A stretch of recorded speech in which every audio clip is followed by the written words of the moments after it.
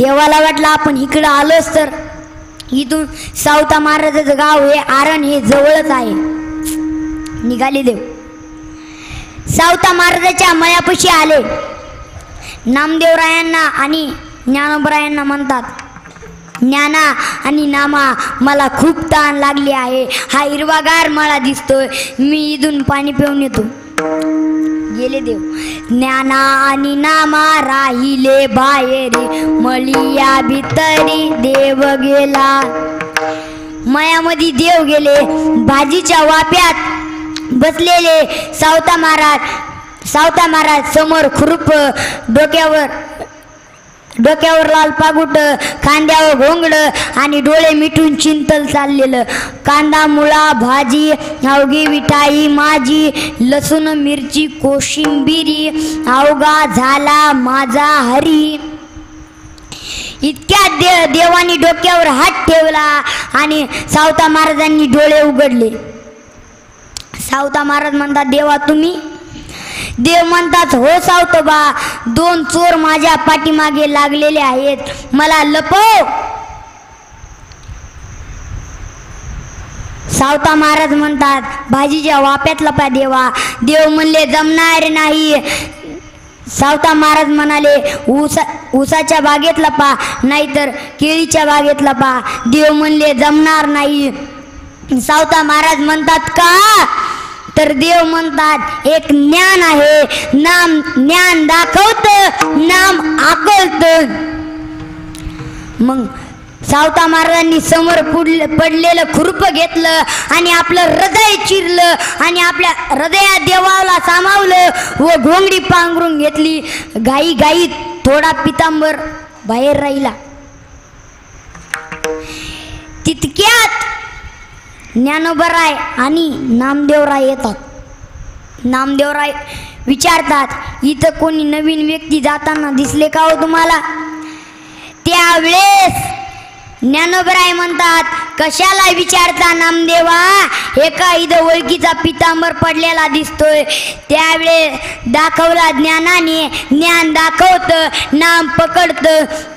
नामदेवरायांनी पितांबर हाताला गुंडाळला आणि देव बाहेर काढला. आणि देव बाहेर काढल्या नामदेवरायांचे उद्गार आहेत, देवा पृथ्वीपेक्षा पाणी व्यापक, पाणीपेक्षा अग्नी व्यापक, अग्नीपेक्षा वायू व्यापक, वायूपेक्षा आकाश व्यापक, आकाशापेक्षा माया व्यापक, मायेपेक्षा ब्रह्म व्यापक, आणि ब्रह्म ज्याच्या हृदयात सामावलं गेलं ते केवढं व्यापक. पण नाही हा भक्तच्या मातेच्या पोटात 9 महिने 9 दिवस राहिला, ते केवढे व्यापक. धन्य त्याची माता, धन्य त्याचा, धन्य त्याची माता, धन्य त्याचा, धन्य त्याची माता, धन्य त्याचा माता, धन्य त्याचा. साठ विलादाता त्रिलोक्याचा, साठ विलादाता त्रिलोक्याचा, साठ विलादाता त्रिलोक्याचा. तुकाराम महाराज म्हणतात, या अभंगामध्ये मीच फक्त कर्तबगार मुलाच्या माता पिताला धन्यता देत नाही, तर नामदेवराय सुद्धा एका ठिकाणी कर्तबगार मुलाच्या माता पिताला धन्यता देतात. बरं, तुकाराम महाराज अजून कोणी कर्तबगार मुलाच्या माता पिताला धन्यता दिली का हो? जगाची माय असणारी रुक्मिणी माता, तिनं सुद्धा एका ठिकाणी कर्तबगार मुलाच्या माता पित्याला धन्यता दिलेली आहे. ते कुठं? तर आपण माऊलीच्या चरित्रात करा भजन विठ्ठल.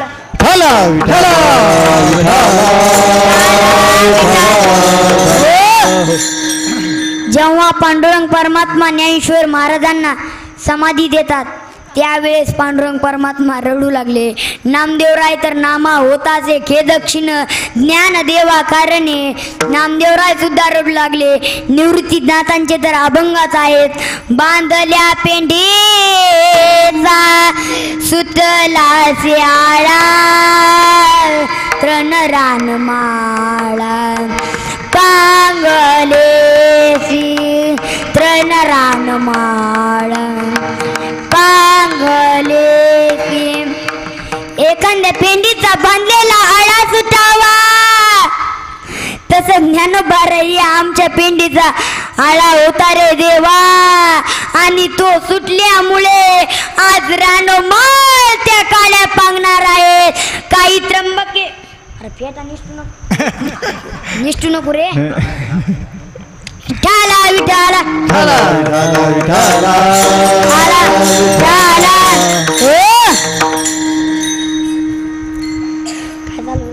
बांधल्या पिंडी बांधल्या पिंडीत एखाद्या पिंडीचा बांधलेला आळा सुटावा रे देवा. तसं ज्ञानोबराय आमच्या बांधलेल्या पेंडीचा आळा होता आणि तो सुटल्यामुळे आज रानोमाळ त्या काड्या पांगणार आहेत. काही त्र्यंबकेश्वर, काही यदलाबाद, काही सासवड, काही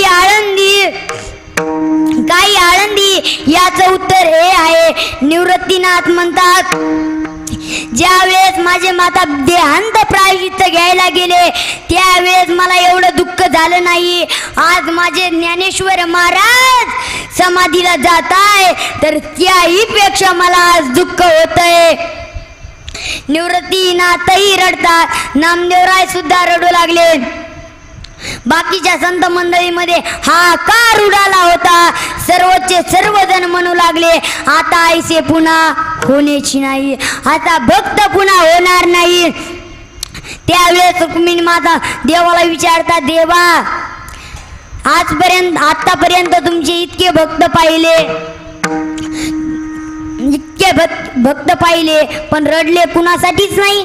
आज ज्ञानोबरायांसाठी का रडताय तर देव सांगू लागले ज्ञानदेव रचिला पाया. ज्ञानोबराय म्हणजे माझा आत्मा आहे. ज्ञानोबराय म्हणजे अनाथाचा नाथ आहे. ज्ञानोबराय म्हणजे ज्ञानाचा सागर आहे. आता आपली माय सुद्धा हरवली, आता आपलं ज्ञान सुद्धा हरवलं. सर्वचे सर्वजण रडू लागले. यात काय नवल, अरे जगाचा पंढरीश पांडुरंग परमात्मा सुद्धा ढसा रडू लागला. त्यावेळेस रुक्मिणी माता देवाला विचारू लागल्या देवा आजपर्यंत तुमचे इतके भक्त पाहिले, तुम्ही ज्यांच्यासाठी खुरपणी केली ते सावतोबा, ज्यांच्यासाठी मडके बनवले ते संत गोरोबा, ज्यांच्यासाठी गौऱ्या बनवल्या त्या संत जनाबाई, ज्यांच्यासाठी स्वतः खांबाला बांधून घेतलं त्या संत सखूबाई, ज्यांच्या घरी जेवायला गेले ते संत चोखोबराय. प्रत्येक संतासाठी वेगवेगळी लीला केली पण रडले कुणासाठीच नाही. आज ज्ञानोबरायांसाठी का रडताय तर देव म्हणतात ज्ञानोबराय म्हणजे मीच आहे, ज्ञानोबराय म्हणजे माझा आत्मा आहे. कारण की नामदेवरायांना सांगत असताना स्वतः भगवंत म्हणतात देव म्हणे नामा पाये ज्ञानदेव मीची आहे, तू आणि मी नाही दुजा ज्ञानदेव आत्मा माझा. ज्ञानोबराय म्हणजे मीच आहे, ज्ञानोबराय म्हणजे मीच आहे. कारण या जगाच्या पाठीवर पुन्हा आयते संत होण्याची नाही. एवढा समाजानं त्रास दिला तरी ज्ञानोबराय एकच म्हणतात जे खळांची व्यनकटी सांड दया सत्कर मिळती वाढ. हे वर्णन ऐकताच रुक्मिणी मातेच्या डोळ्याला पाणी आलं आणि रुक्मिणी माता पुन्हा रडायला लागल्या. त्यावेळेस जगाच्या बापांना पंढरीश पांडुरंग परमात्म्यानं विचारावं रुक्मिणी संत मंडळी संतासाठी रडतात, मी माझ्या भक्तासाठी रडतोय पण तू का रडतेस. त्यावेळेस रुक्मिणी माता म्हणते मी देवाची बायको असून सुद्धा जगाची माया असून सुद्धा एवढी भाग्यवान नाही की माझ्या पोटी असं ज्ञान जन्माला यावं. ती रुक्मिणी माता किती भाग्यवान असेल, तिच्या पोटी ज्ञानोबाचा जन्म झाला. धन्य धन्य दयाची कुशी ज्ञानदेव जन्मले, ज्ञानदेव जन्मले, देव जन्मले. विठ्ठला विठ्ठला विठाला विठाला विठाला विठ्ठला विठाला विठाला विठाला विठाला विठाला. माझ्या ज्ञानोबरायांचं वय 16 वर्ष. माझ्या ज्ञानोबरायांनी 16 वर्षी ज्ञानेश्वरी सांगावी. माझ्या शिवछत्रपती रायांचं 16 वर्ष. माझ्या शिवछत्रपती रायानं 16 वर्षी स्वराज्याची स्थापना करावी. अशांची जो आपल्या इतर ठिकाण जागा आहे अशांचे आई वडील धन्य आहेत. धन्य माता पिता धन्य माता पिता तयाची धन्य माता पिता तयारी धन्य माता पिता हसे जागता धन्य माता पिता दया किया धन्य माता पिता दया किया बोलिया ही बाजो से जागता धन्य माता पिता दया किया धन्य माता पिता दया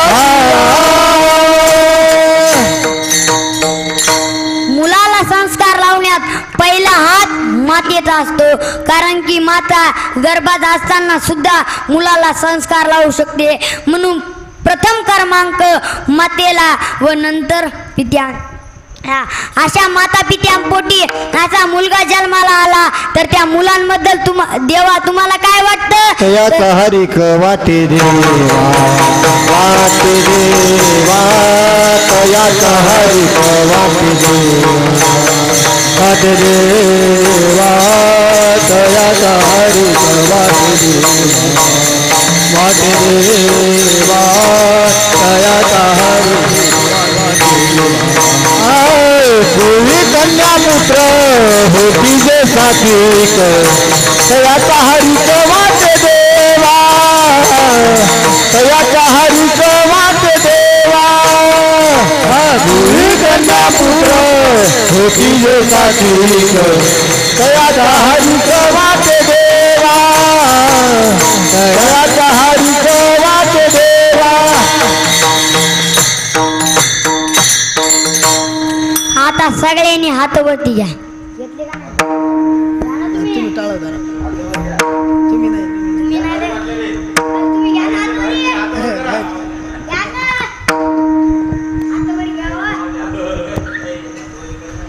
विठोबा रघुमाय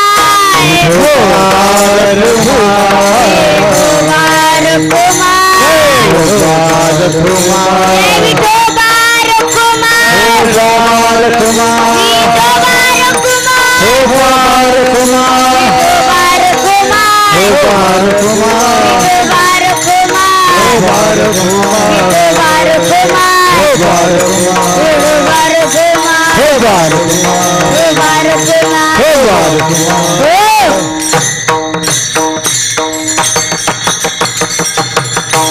मी हातावरती घ्या म्हणून राग तर नाही आला ना. एका ठिकाणी मी कीर्तनला गेलो. कीर्तन झाल्यावर मला एक व्यक्ती भेटला. तो म्हणाला महाराज मी काय करता? मी म्हणलं कीर्तन. ते म्हणला मग तुम्ही कीर्तनाचार्य. ते म्हणलं हे काय करते? मी म्हणलं गायन. ते म्हणला मग हे गायनाचार्य. ते म्हणला मग मृदंगाचार्य. ते म्हणलं मी कोण आहे माहिती का? मी म्हणलं नाही. तो म्हणला मी भांडणाचार्य. मी भांडणाचार्य. मी म्हणलं विनोदाचार्य ऐकले, रामायणाचार्य ऐकले, मृदंगाचार्य ऐकले, कीर्तनाचार्य कीर्तनकार एवढंच नाही तर गायनाचार्य ऐकले, गायनाचार्य ऐकले. पण भांडणाचार्य नवीनच पदवी आहे. भांडणाचार्य ही नवीनच पदवी आहे. ते म्हणला महाराज सोपा आहे, एका मिनिटात भांडणं लावायचे. तो म्हणला तुमच्या लोकांची लावू का? नको बाबा नको लावू. ते जोडप येते पाय तिकडून लाव तिकडलं. ते आलं जोडप हे गेलं. मी धोतर खरंच गेलो. ते म्हणला ते भांडणाचार्य म्हणला जे हरी आहे. गाडीवाडा म्हणला जे हरी. कुठे चालले? ते गाडीवाला म्हणला सासरवाडीला. ते भांडणाचार्य म्हणला मागलं कोण आहे? ते म्हणला मिसेस म्हणजे बायको. गाडीवाला म्हणला मिसेस म्हणजे बायको. मग हे भांडणाचे रे म्हणला मग काल कोणला घेऊन जाऊ लागले. अरे माझ्याकडे काय माता लागले रे भांडण. आता विठ्ठल आता भांडणाचे रे काही काही पोरलं विचारत असते. एक पोरगा मला भेटला. मी म्हणलं तुझं घर कुठे. ते मला हलवाईच्या दुकानासमोर. मी म्हणलं मग हलवाई दुकान कुठे. ते मला माझ्या घरासमोर. मी म्हणलं दोन्ही कुठे. समोरासमोरील.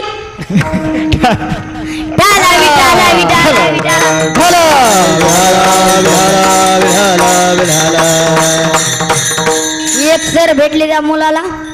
ते सर म्हणले श्रीमंताचा आहे म्हणून का लय लय चाबरा आहे तू. लय श्रीमंताचा आहे म्हणून का असं बोलतोस का. जन्मले काळीचा गुण आहे का तुझा. तो जन्म कच झाला. ते म्हणला शुक्रवारी. ते पोरग लई चितर होतं. ते म्हणलं सर तुमचा कधी झाला. सर म्हणले रविवारी. ते पोरग म्हणलं सर तुम्ही खोटं बोलतात. सर म्हणले कस काय. ते मला रविवारी सुट्टी असती ना. असे विचित्र पोर विठ्ठला.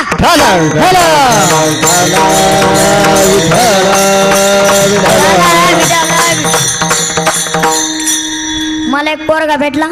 तू म्हणला महाराज कीर्तनला वेळ आहे ना. मी म्हणलं हाव. ते म्हणला चला चहा घ्यायला. मी म्हणलं चहा नाही. ते म्हणला दूध आहे. तिने नेलं. दारात एक गाय बांधलेली होती. गाय माहिती गाय. गाय बांधलेली होती. मी म्हणलं ती गाय दूध देते का. ते म्हणला देत नाही काढावं लागतंय. विठ्ठला विठ्ठला विठ्ठला विठ्ठला विठ्ठला. मी जाऊ लागलो कीर्तनला. रस्ता सोडून 1 किलोमीटर पांदीचा रस्ता होता. पांदीचा होता. गायन वासरू माझ्या पुढं आलं. माझ्या गाडी समोर आलं. गायन वासरू समोर आलं आणि ते पोरग माझ्या काठी घेऊन असं बघायला. मी म्हणलं अन्न ते गायन वासरू माझी गाडी दिसत नाही का. कोणाचं आहे ते गायन वासरू. ते म्हणाला गाय कोणाची आहे काय माहिती पण वासरू माहिती मला कोणाचं आहे. ते मी म्हणलं कोणाचं आहे. ते म्हणला त्या गाईचं. मला एवढं कळत नव्हतं का विठ्ठला.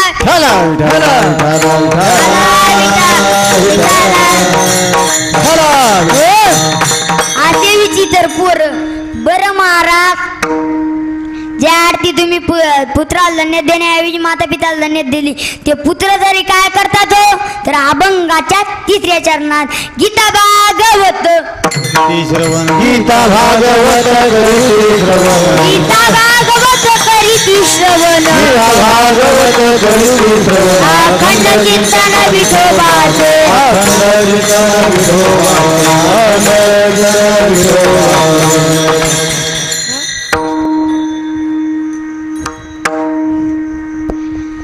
गीता आणि भागवतच का हो. 4 वेद 6 शास्त्र 18 पुराण असून गीता आणि भागवतच का.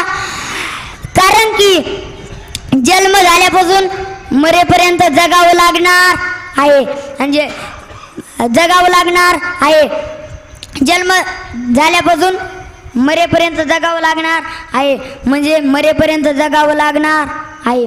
इथे नाही उरू आले अवतार एरते पामर जीव किती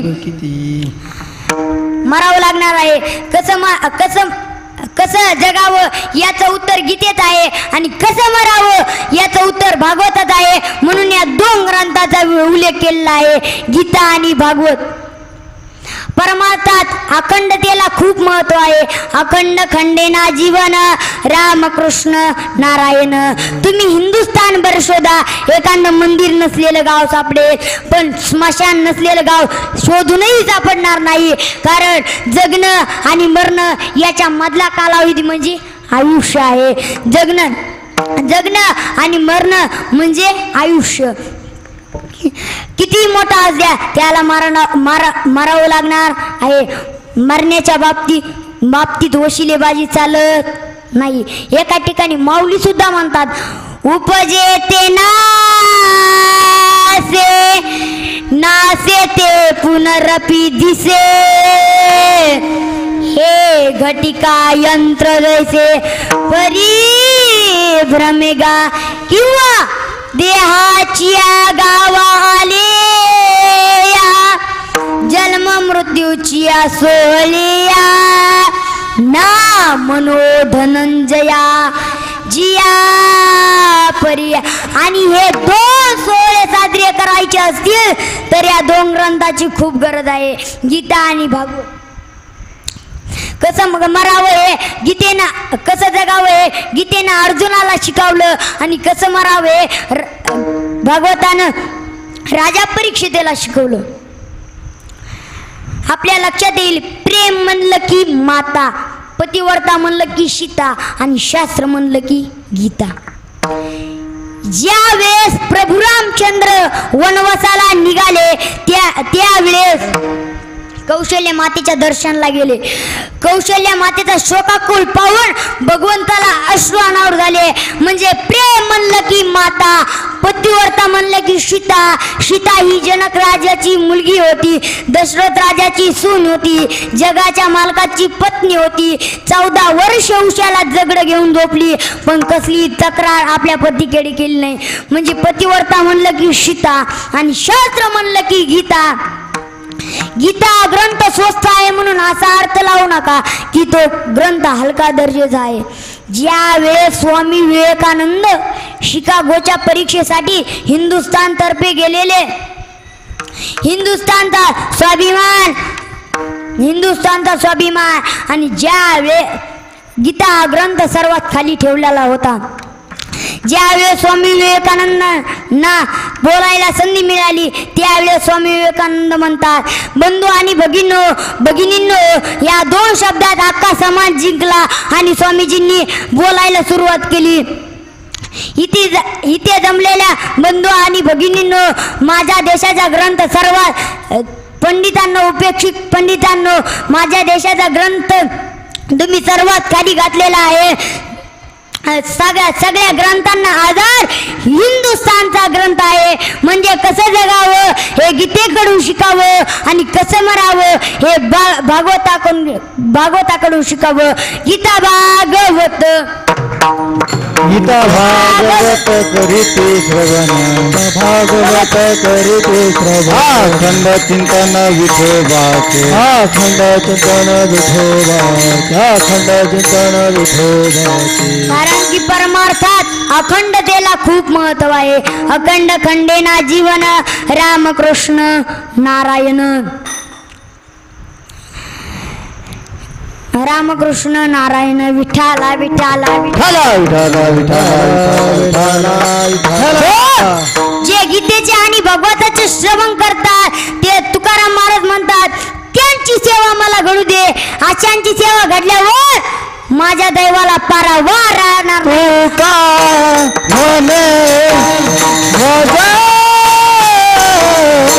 भगवतांची सेवा, तुका म्हणे भगवतांची सेवा, तुका म्हणे भगवतांची सेवा, तुका म्हणे भगवतांची सेवा. तरी माझा दैवा पार नाही, तरी माझा दैवा पार नाही. तुळी कन्या पुत्र हो तुझ्यासाठी, तुळी कन्या पुत्र हो तुझ्यासाठी. तरी माझा देवा पार नाही, तरी माझा देवा पार नाही. तुळी कन्या पुत्र हो तुझ्यासाठी, तुळी कन्या पुत्र हो तुझ्यासाठी.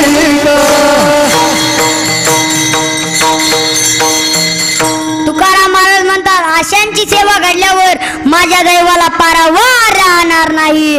ज्ञानेश्वर माऊली. ज्ञानराज माऊली, ज्ञानेश्वर माऊली, ज्ञानराज माऊली,